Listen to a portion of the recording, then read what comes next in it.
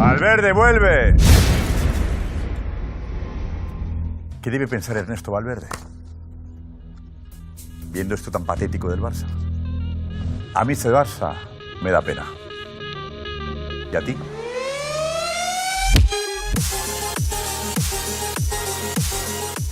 Et bienvenue dans la quotidienne 100% en images. Aujourd'hui, le Barça fait de la peine à nos potos d'El Chiringuito. Et oui, toute petite victoire 1-0 hier à la maison face à l'Athletic Bilbao. Il aura fallu attendre la 71e minute de jeu pour voir Rakitic débloquer une situation plus que compliquée.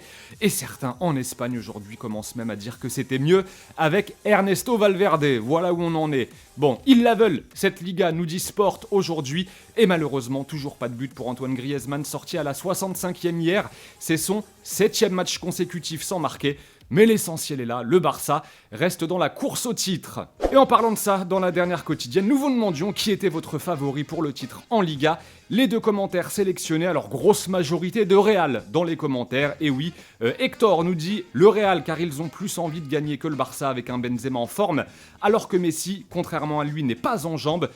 Tikizil, voilà, je suis supporter du Barça, mais je pense que ce sera le Real car Griezmann est mal positionné par Setien et le Real est en pleine forme. Et le Real donc de son côté qui accueille Mallorca ce soir à 22h et lors de sa conf d'avant-match on a demandé à Zidane ce qu'il pensait des polémiques actuelles concernant l'arbitrage qui serait favorable au Real et il a pas l'air d'avoir trop le temps de s'occuper de ça le coach du Real.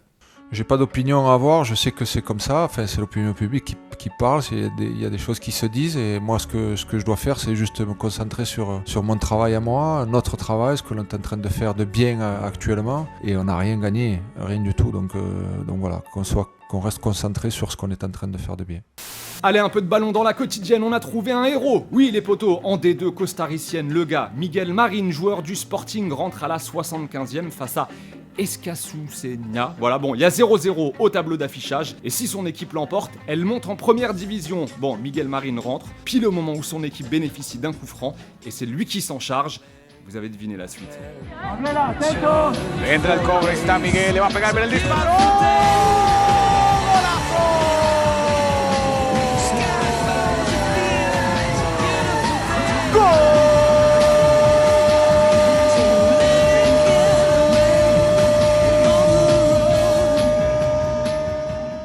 Et voilà donc but 1-0, victoire et montée validée. Bon, sinon depuis le retour du football, on voit quand même un paquet de buts du milieu de terrain. Cette fois-ci, c'est en Suède lors du match entre Sirius et Haken.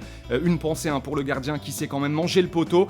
Mais il se passe quelque chose en ce moment avec les goals à saut de 50 mètres. On voit que ça, quasiment tous les jours. Petite déclaration maintenant de Jean-Michel Aulas, le président lyonnais, lors d'une interview accordée à la Gazzetta dello Sport. Jean-Michel Aulas qui a sa petite idée concernant la Ligue des Champions, toujours intéressant. Quand on voit que les quarts se joueront sur un match sec, il aurait pu être logique de penser que l'OL soit déjà qualifié pour la suite. Mais nous sommes pour le fair play et on accepte le retour. Bon, en gros, le président lyonnais nous explique que ça n'aurait pas été un scandale que l'OL soit qualifié après son match aller et sa victoire face à la Juve. Voilà. En première ligue à présent, c'est une information de notre collègue Julien Ménard partagée hier sur Twitter. Le dialogue est rompu entre Tanguy Ndombele et José Mourinho. Regardez le tweet de Julien. Le torchon brûle entre José Mourinho et Tanguy Ndombele. Lors d'un rendez-vous cette semaine, le milieu a fait savoir à son entraîneur qu'il ne souhaite plus évoluer sous ses ordres. On rappelle que le courant n'est jamais vraiment passé entre les deux hommes depuis l'arrivée du Portugais à Tottenham. Ndombele n'a pas joué la moindre minute depuis la reprise du championnat, alors que Tottenham a battu West Ham 2-0 hier. Alors il y a des rumeurs qu'on ne confirme pas qui font état d'un intérêt potentiel du PSG et du Barça pour le joueur. Mais quel serait le meilleur choix selon vous entre le PSG et le Barça pour Tanguy Ndombele? Vu son profil, quel club lui correspondrait le mieux? Dites-nous tout et on en reparle dans la prochaine quotidienne. En attendant, José Mourinho il a évidemment été questionné sur l'absence de temps de jeu de Ndombele depuis la reprise. Et y a pas de problème pour lui, comme d'hab en fait. No. On the bench was Tanguy, was Sessegnon, Toby, Vertonghen, who else? Jetson, and they didn't play, and that's football. So for me, there is nothing. I cannot start the game with 12 or 13 players. I try to do the best for the team. Allez les amis, c'est la fin de la quotidienne un petit peu spéciale aujourd'hui, mais on se retrouve vite, promis, devant la caméra. En attendant, comme d'habitude, on va se quitter en images et en musique. N'oubliez pas, on continue de jouer pour le maillot de Ferland Mendy et on se retrouve vendredi pour une nouvelle quotidienne. Ciao les potos.